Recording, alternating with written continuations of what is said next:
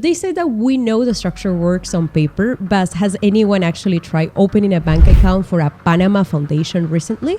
Today, we have some questions that has been designed to our audience and to these people that are entrepreneurs, wealthy clients, or especially to people that are looking for a structure after they have certain amount of income or wealth. If a lawyer, if somebody sues you, and the assets are inside the foundation, that lawyer is going to have to retain local counsel in Panama. They're going to have to post a bond, and they're going to have to show that there was actual criminality before a Panamanian judge is going to break apart that structure. Owning stuff really becomes a burden. You still control, you just don't technically own. So that makes it harder for anybody, governments, attorneys, ex-wives, anybody to come after what is yours.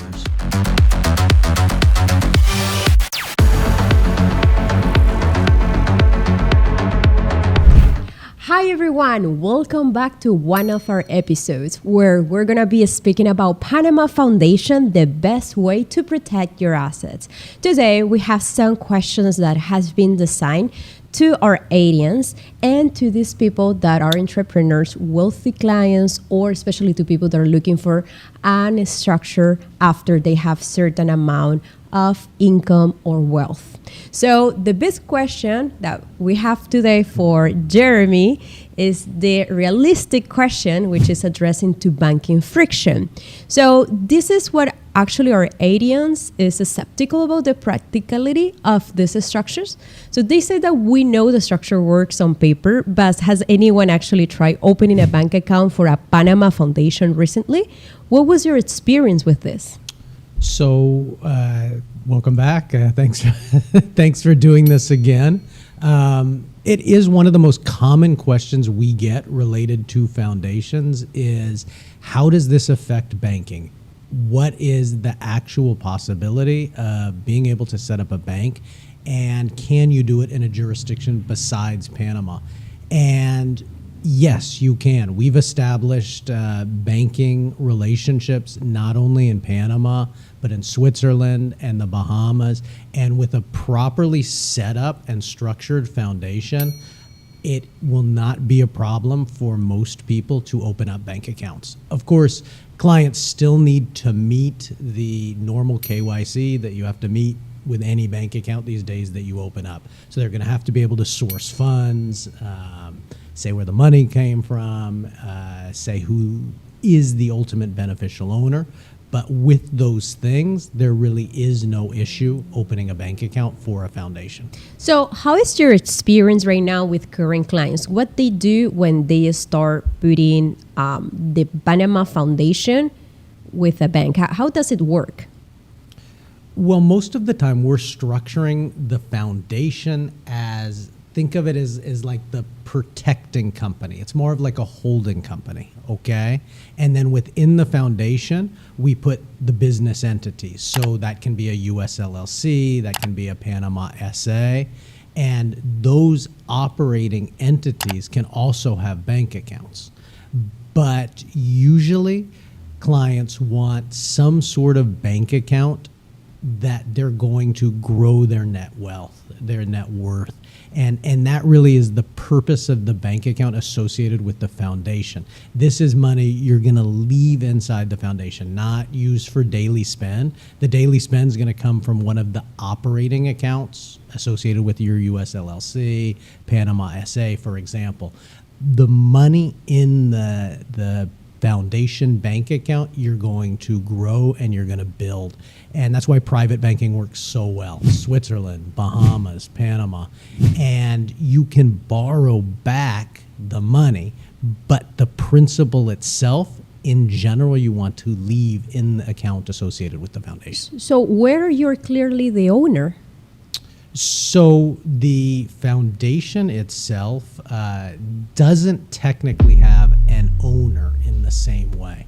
It has a protector, which is the client, and the deed, which is a private document, is what confers the ownership to the protector of the foundation. And that's an important distinction. whoever sets up the foundation, if they choose to, they retain full control, or as you put it, ownership.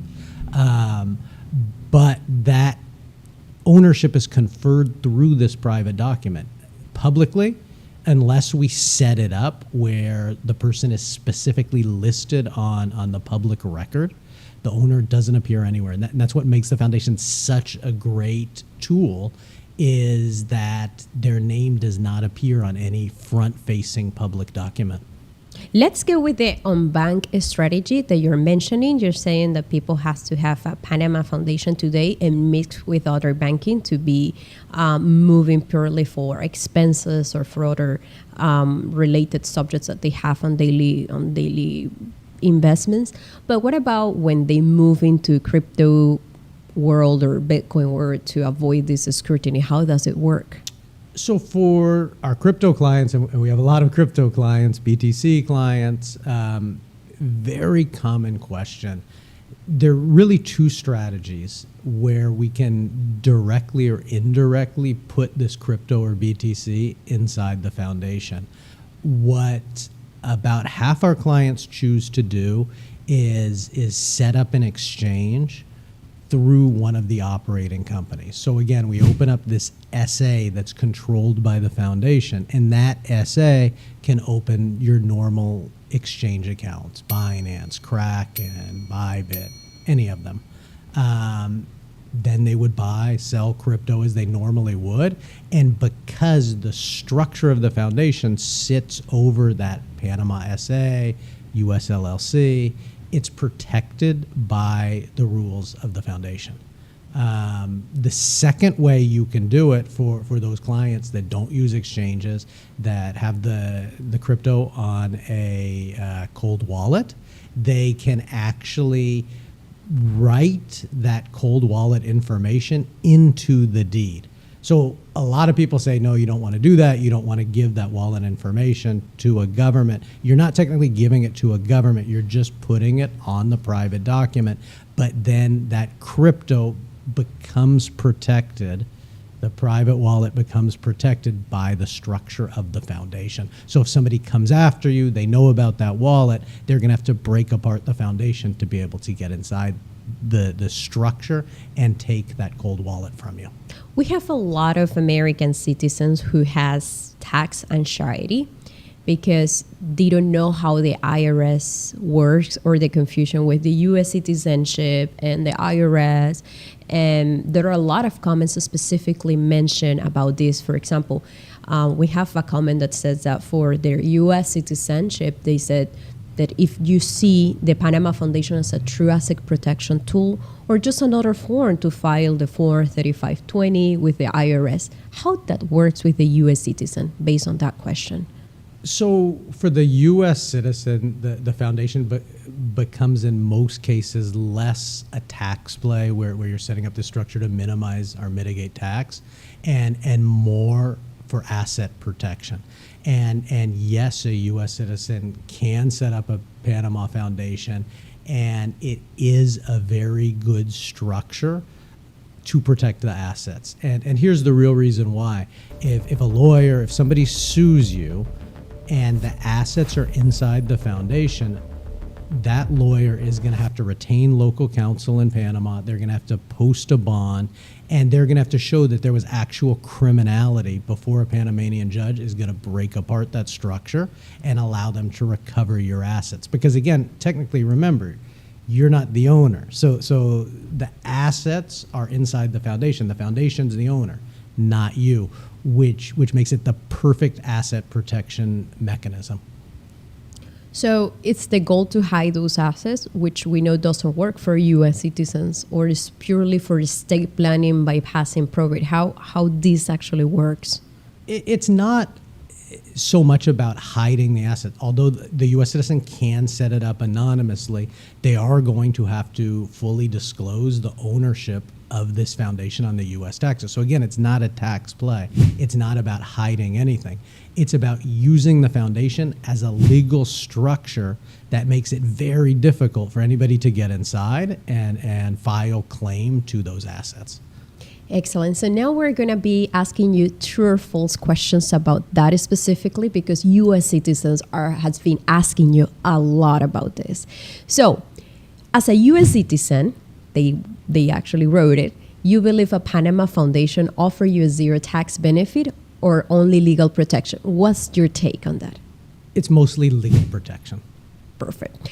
The control versus ownership questions, which is something that also people are telling you, and is the $1 million question, is that how do you mentally handle owning nothing? Does it scare you to hand over control to a foundation council, or does it feel like freedom? It should feel like freedom in that owning stuff really becomes a burden. You still control, you just don't technically own. So that makes it harder for anybody, governments, attorneys, ex-wives, anybody to come after what is yours, what makes up your net worth. So it's more like mental freedom as well. Exactly. Okay, and now the protector role that we now have is that who you trust enough to appoint as the protector of your foundation. Tell us about that. It's a lawyer, a family member, or nobody. What happened is that person doesn't have kids. Well, generally, in most cases, when we form the foundation, the person who's forming the foundation serves as the protector.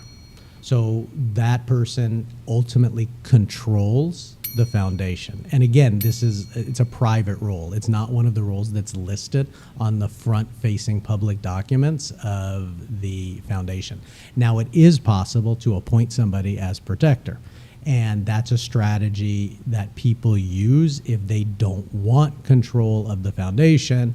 And yes, if you do that, however, you really have to make sure you trust the person because they have control. Right. But also there are certain, let's put it on this modern language, critics or haters that says that the protector that you're mentioning is the weak link that exposes you to the CFC, the Controlled Foreign Corporation rules. So do you agree with this, or is there a workaround, or you prefer that people actually set up a call with you about this? Well, that gets very complicated because it really gets into the crux of the matter, this privacy versus control issue.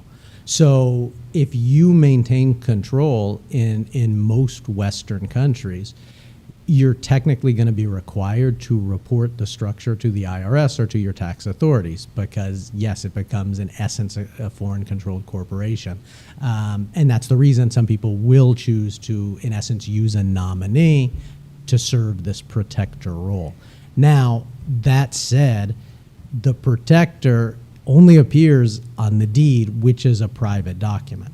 So the onus is on you, the person setting up the foundation, if you're choosing to serve as your own protector, to report that information to the IRS, to your tax authority. And of course, some people choose not to do that. I would not personally advise somebody not to report it to their tax authority, but a lot of people set these up and don't report the information to anybody because it's not public record.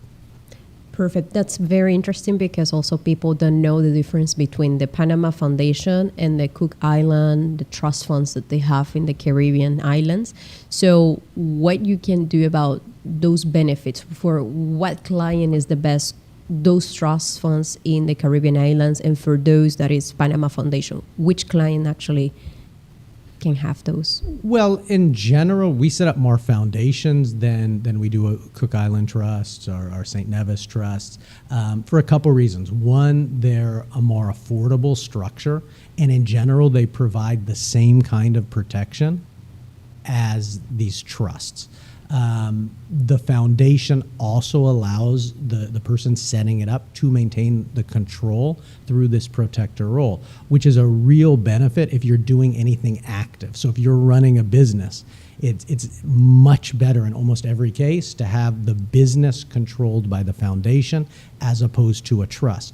With a trust, you literally always have to give up that control to the trustee, who's another person who's not you. So that can have benefits, especially for people who are looking to put assets offshore and keep them away from tax authorities. But in general, for most people, the Panama Foundation is the superior structure. And the final question about this. So clients already make 8 figures per year, or they have different assets. What is the best way to start doing it? Is after they have all this amount of money, or when they starting? Where is in the middle? Yeah, great question, and we get that a lot. You don't want to wait too long, and at the same time, you don't want to pay to set up a structure you don't need. So the numbers I sort of throw out there somewhat arbitrarily, but based on the experience, this is really what makes sense.